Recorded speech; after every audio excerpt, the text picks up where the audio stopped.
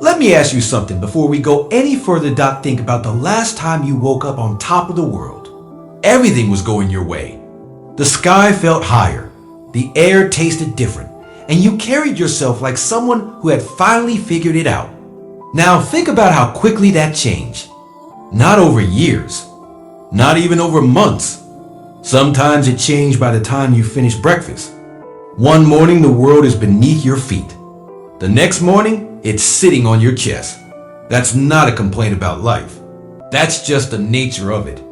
And the sooner you stop being surprised by that swing, the sooner you can start moving with it instead of being crushed by it. But here's what I really want to talk to you about today. Something far more important than the highs and the lows. I want to talk about the time you're spending between them and what you're doing with it. I don't say that to frighten you. I say that to wake you up, because most of us are sleepwalking through the most irreplaceable resource we have ever been given. And we're doing it confidently. We are doing it with full commitment. We have convinced ourselves with incredible certainty that tomorrow is guaranteed, that next year is when we'll really start, that the right moment is still around the corner, that we just need a little more time to get ready. You don't have that time. Now, I want you to hear me on this, because I'm not just throwing dramatic words at you. This is the quiet truth that almost nobody tells you straight. Every single person who has ever gone through a genuine health scare, who has lost someone without warning, who has sat in a hospital room at 3 in the morning and bargained with the ceiling, every one of those people will tell you the same thing. They will tell you that they will give anything to go back. Not to go back and make more money or build a bigger business or achieve some higher status. They want to go back to the ordinary Tuesday they wasted being anxious about something that never happened. They want the Tuesday back, and you still have your Tuesdays. So the question is, what are you doing with them? There is a pattern I want you to notice in your own life. Think about a period in your past that feels warm when you remember it. Maybe it was your early 20s. Maybe it was a simpler chapter when you had less, but somehow felt freer. Maybe it was a particular season of friendship, or the beginning of a relationship, or even just a stretch of time when the pressure hadn't yet arrived. Now here's the brutal truth. You were probably miserable during it. Not completely, but you weren't fully there. You were worried about the future. You were comparing yourself to others. You were restless for what hadn't happened yet. And now, looking back, you can see clearly what a remarkable season it was. The freedom, the potential, the fact that the doors hadn't yet closed. You see it now with perfect clarity, and it costs you something to know you didn't fully appreciate it then. This is one of the most predictable experiences in human life. We almost never recognize our golden years while we're inside them. We recognize them in hindsight, with a kind of ache dot. So I'm asking you a different question today. What if you applied that hindsight right now, before the season is over? Because I genuinely believe, and I want you to sit with this, that when you look back on this exact period of your life, you will see it as one of the chapters that mattered most. The people around you right now, the health you still have, the options still available to you, the dreams you can still pursue. You will look back and see the richness of it. The question is whether you'll be able to say you were present for it, or whether you'll shake your head and wonder where it all went. The golden years are not coming. They are here, and you are standing in the middle of them. And the clock is moving. I want to name the lie directly, because lies only have power when they operate in the dark. The lie is this: you have time. It sounds harmless. It sounds responsible even. I'll get to it when things settle down. I'll mend that relationship when the moment is right. I'll start that thing I've been thinking about once I'm more prepared. We have built entire philosophies around this delay. We've dressed it up in language about patience and timing and being strategic. But underneath all of that sophisticated reasoning is a very simple and very dangerous assumption that time is abundant. It is not. I'm not saying this to depress you. I'm saying it because the moment you truly absorb this truth, something inside you shifts. Something that was sleeping wakes up. A clarity arrives at no productivity system, no morning routine, no motivational framework can manufacture. It arrives when you accept, in your bones, that the time you have right now is the time. There is no parallel life waiting for you to be ready.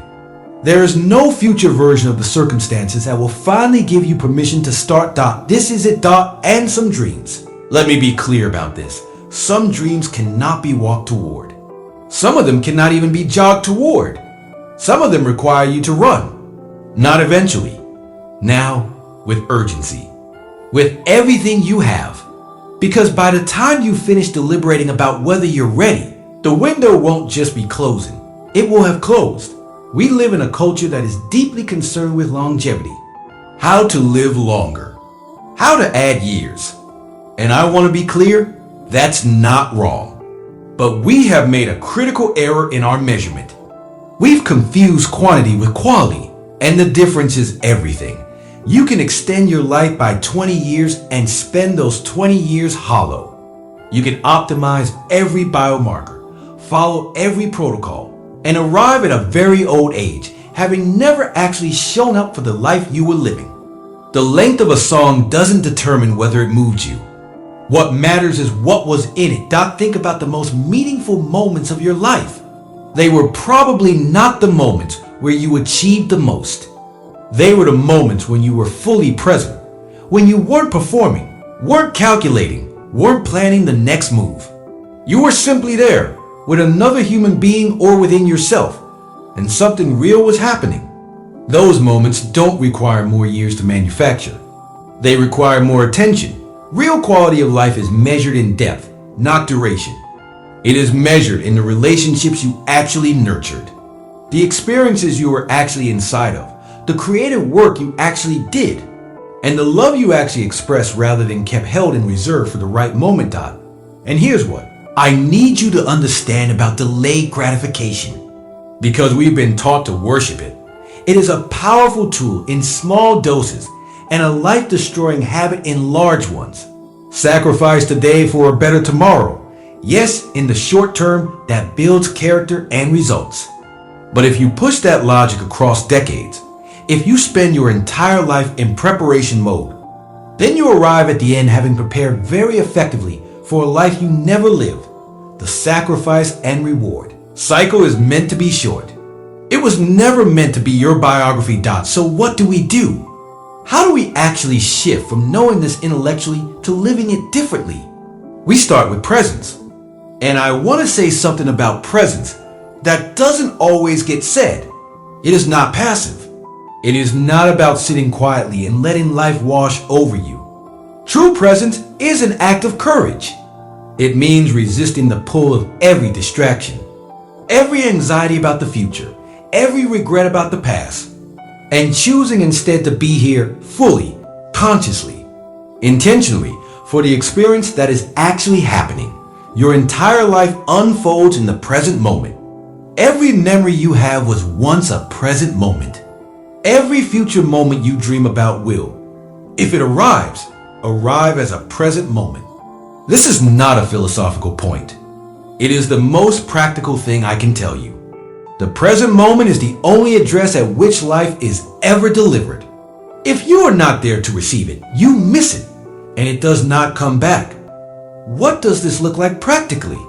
It looks like putting the phone away and actually listening to the person in front of you. It looks like going for the walk instead of planning to go for the walk. It looks like making the call you've been putting off. It looks like telling the people you love that you love them. Not because the moment is perfect, but because the moment is real. It looks like starting. Not preparing to start. Not thinking about starting. Starting. There is a mindset that can protect you from the drift. Not permanently. Nothing is permanent. But it can interrupt the sleepwalking. It can pull you back to the surface when life tries to pull you under. And that mindset is radical, active gratitude. I'm not talking about the kind of gratitude you perform when things are going well. I'm talking about the kind that functions like a biological alarm system. The kind that fires every single day when you wake up and realize you still have the opportunity to live this day. Every day that you are above the ground is a day that you haven't lost yet. Every day that the people you love are still here is a day worth treating differently. When you start measuring your days against their alternative, you stop wasting them on things that don't matter. You stop spending your energy on resentments that were never going to help you. You stop postponing the things that actually matter. Gratitude, when it's real, is not a soft emotion.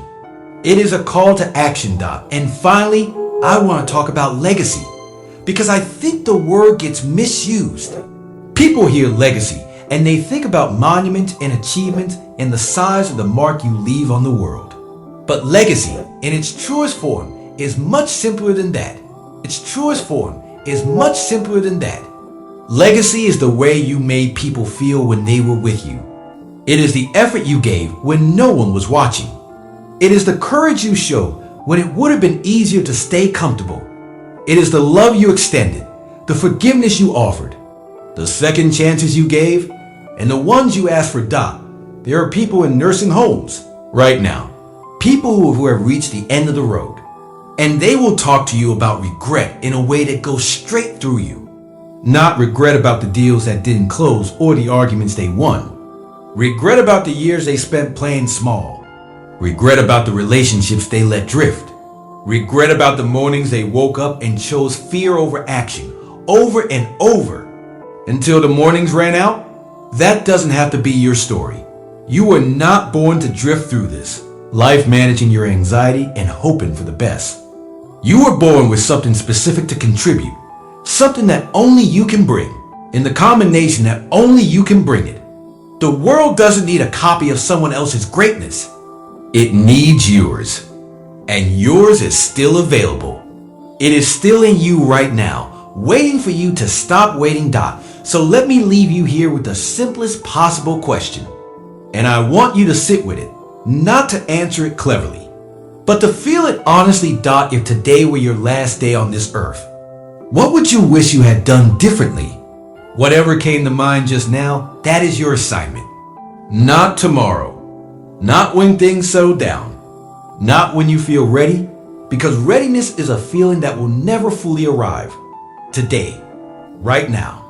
This moment, which is in fact the only moment that has ever existed and the only one you are guaranteed. Stop treating your life like a rehearsal. Stop postponing your presence. Stop apologizing for taking up space in your own story. Stop walking when you should be running. You have one life. It is happening right now. It is remarkable and brief and full of more possibility than you have given it credit for. Go live it.